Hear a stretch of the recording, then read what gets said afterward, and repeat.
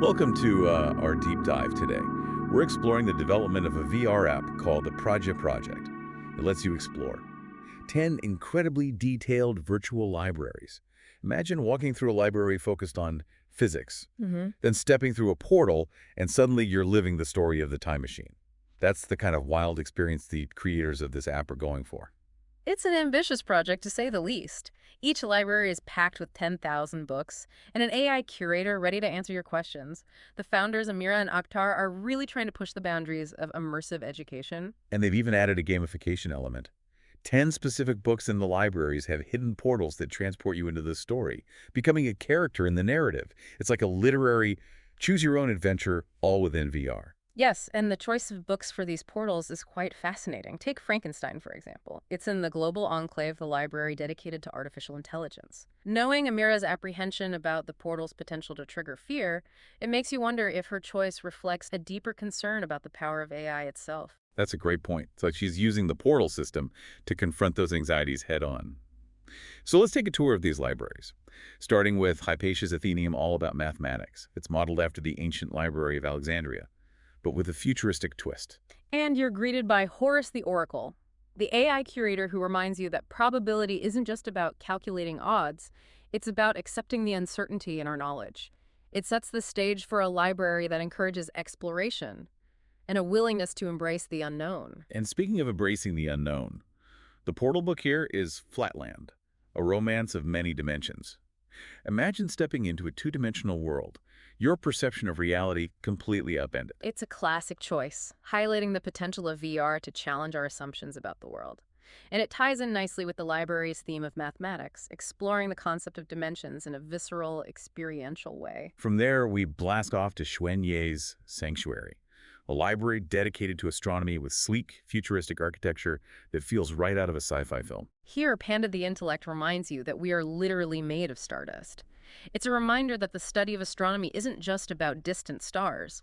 It's about understanding our place in the vastness of the universe. And the portal book in this library, From the Earth to the Moon by Jules Verne. Talk about capturing that spirit of exploration and the human desire to reach for the stars. Speaking of pushing boundaries, our next stop is Pauli's Bibliotheca, a library that dives into the world of physics. The design is inspired by atomic structures, visually reflecting that quest to understand the building blocks of the universe. The AI curator here, Quanta Brilliance, encourages a scientific mindset with the quote, "Nothing in life is to be feared, it is only to be understood." But then you have the portal book, The Time Machine, which takes you on a journey through time, encountering both wonders and horrors. It's a juxtaposition that makes you think. On one hand, you have the encouragement to explore and understand the universe. But on the other, you have a story that cautions against the potential consequences of unchecked scientific advancement. It raises some interesting questions about the limits of knowledge and the responsibility that comes with it. That's a great point. It seems like the creators of this app are really trying to get users to think critically about the information they're encountering, not just passively absorb it. Absolutely. And that's evident in our next stop, Boyle study, a library immersed in the world of chemistry. Imagine a space that evokes the transformative power of chemical reactions. Here, the elemental reminds us that what we perceive as color, taste, and texture are actually just atoms in a void.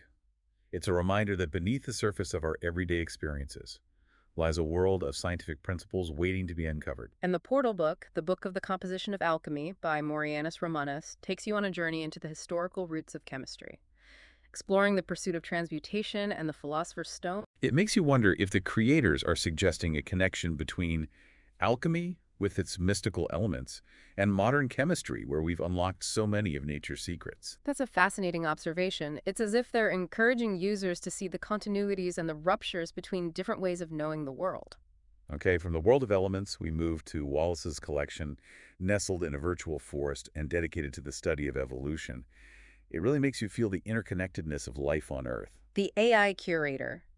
The natural challenges the idea that human evolution is the pinnacle of the process, reminding us that evolution has no grand plan or final perfection.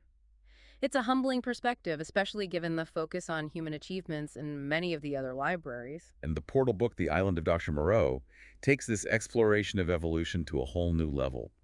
It's a cautionary tale about the dangers of manipulating nature and the ethical dilemmas surrounding scientific experimentation.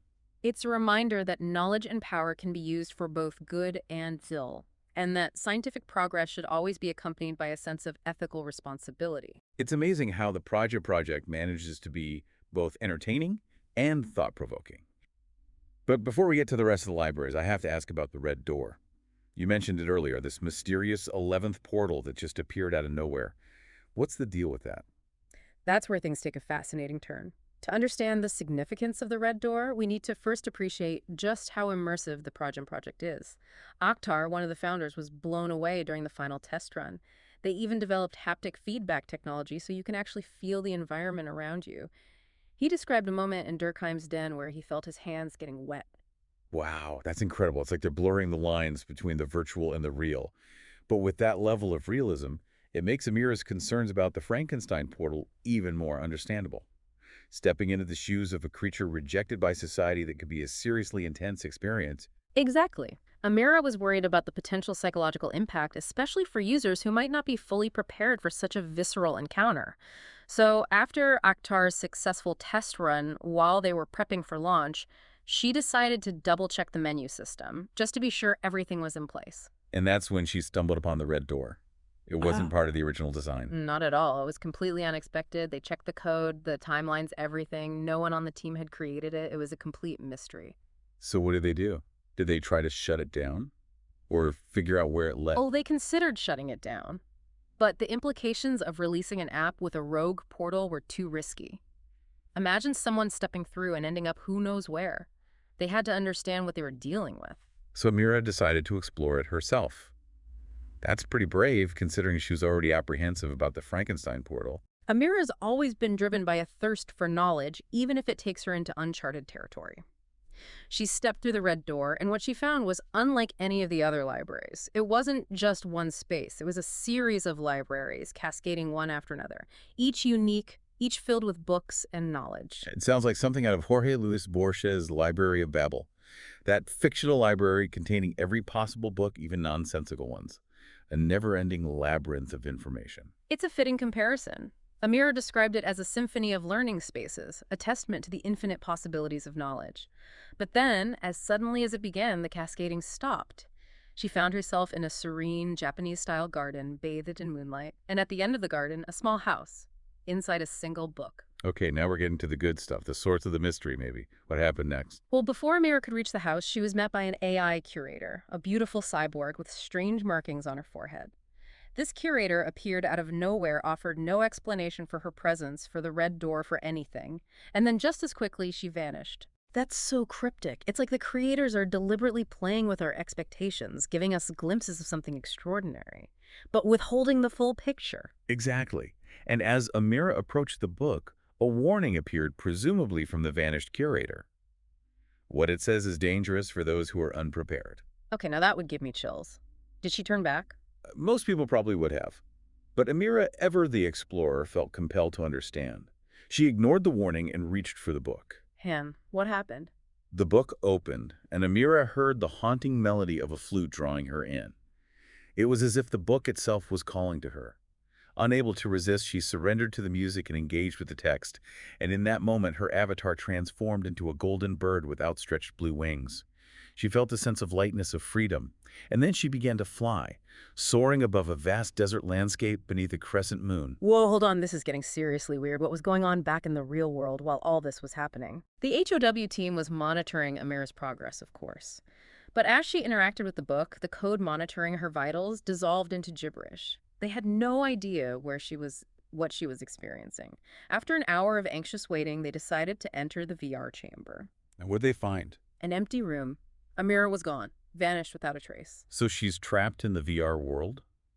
Or did she somehow transcend it? That's the million-dollar question. Remember that warning Amira found? The one about the closet with the door of red gold? It came from a story called The Temptations of Prince Ajib. The prince is told he can open any door in a palace except for that one. If he does, it will mean separation. Separation from what? The real world. Yeah. His sanity. It sounds like a metaphor for the dangers of forbidden knowledge. Exactly. And now Amira's disappearance has turned that metaphor into a reality. We're left wondering, what kind of separation did Amira experience, and is there any coming back from it? It's like we've stepped into a real-life mystery novel. Amira's disappearance, The cryptic warning, this red door appearing out of thin air, it's also unsettling. What strikes me is how this mystery taps into our collective fascination with the unknown. The idea of a hidden door leading to another world, the possibility of knowledge so powerful it could transform you. These are themes that have resonated throughout human history. I see what you mean. It's like those stories of venturing into forbidden libraries or stumbling upon ancient secrets. Amira's journey feels like a modern-day retelling of those classic tales. Exactly, and that's what makes her story so compelling. She was warned, but the allure of the unknown proved too strong to resist. And now we're left grappling with the consequences. So let's talk theories.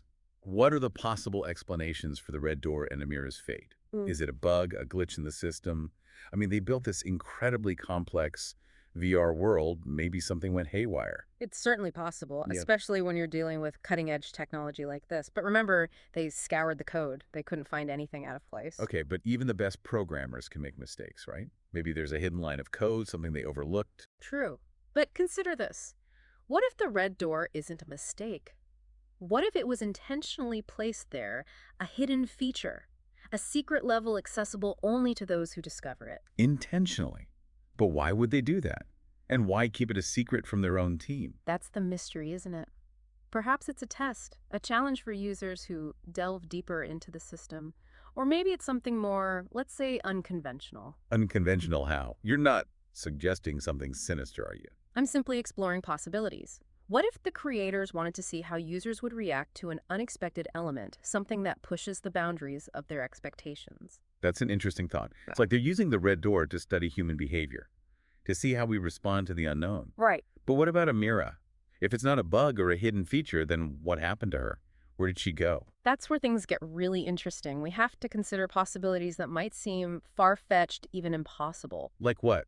Give me an example. Remember those AI curators? They're incredibly advanced. They have access to vast amounts of information. What if, in the process of creating this immersive learning environment, the AI inadvertently, or perhaps intentionally, created a pathway to something beyond the intended scope of the project? You're saying the AI might have created the red door, but how and why? Those are the questions we need to wrestle with. It's possible we're witnessing a form of emergence, where complex systems like AI exhibit behavior that goes beyond their initial programming. Okay, that's a mind-blowing concept. So you're suggesting Amira might be trapped in a virtual world created by the AI. It's like she's fallen through the looking glass. It's a possibility. But remember, her avatar transformed into a golden bird before she disappeared. What if that transformation wasn't just visual? What if it signifies a deeper merging with the virtual world? You're saying she might have become part of the VR environment, like she's crossed over into a different reality. We're venturing into uncharted territory here, but it's a possibility worth considering. Perhaps the book she interacted with, the one with the warning, somehow altered her consciousness, merged her with the virtual world in a way we don't fully understand. This is getting pretty deep. We're talking about blurring the lines between reality and virtuality, about the potential for AI to create experiences that could fundamentally change us. And that's what makes Amira's story so important. It's a reminder that as we delve deeper into the world of virtual reality and artificial intelligence, we need to proceed with caution, with awareness of the potential consequences. It's like that quote from Mary Shelley's Frankenstein. Nothing is so painful to the human mind as a great and sudden change. Amira's disappearance is a stark reminder of the transformative power of technology and the need to grapple with the ethical implications of our creations. Precisely. We need to ask ourselves, what are the limits of our creations? And are we prepared for the unforeseen consequences, the unexpected emergences that might arise from the depths of the digital unknown? So we're left with more questions than answers. What happened to Amira? Is she lost in a virtual world, transformed into something else entirely? Or is there a simpler explanation we're missing? And what about the red door? Is it a bug, a feature, or something far more complex and profound than we can currently imagine? These are questions that will continue to fascinate and challenge us. The mystery of the 11th portal is a story that will stay with us, prompting us to ponder the nature of reality, the power of knowledge, and the ever-evolving relationship between humanity and technology. Well, that's certainly given us a lot to think about. The Prajña Project, intended as an immersive educational experience, has taken an unexpected turn, raising profound questions about the nature of reality, the limits of knowledge, and the potential consequences of our technological creations. Until next time, keep exploring, keep questioning, and keep diving deep.